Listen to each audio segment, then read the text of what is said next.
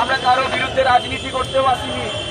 আমরা আমাদের হকের চাকরি আর চ্যানেলটাকে রক্ষা করতে এসেছি।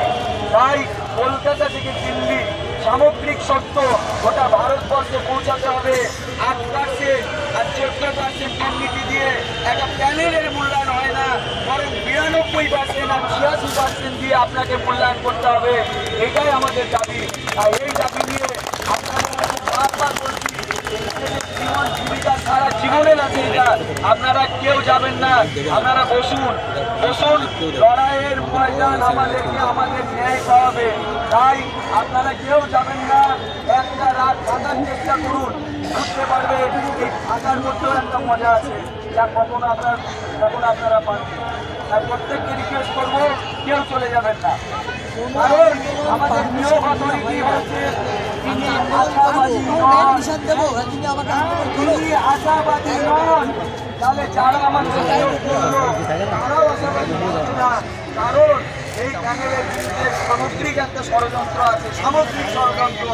আর এই লড়াই থেকে আমরা কোর্ট দিয়ে, লড়াই দিয়ে, উপায় দিয়ে, নানা রকম শক্তি দিয়ে আমরা এই প্যানেলকে রক্ষা করবো। তার রক্ষা করার জন্য লাগে শক্তি।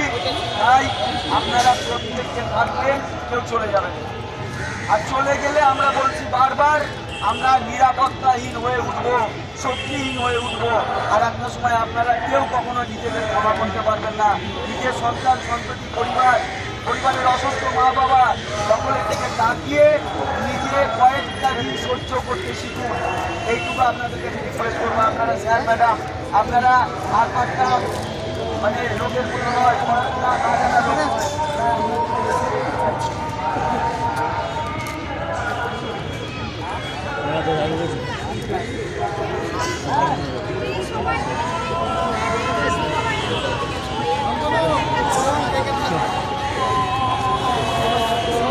আমাদের গ্রুপ থেকে ভিডিও করা যাবে না, আরে আমাদের গ্রুপটা প্রাইভেট হয়ে গেছে।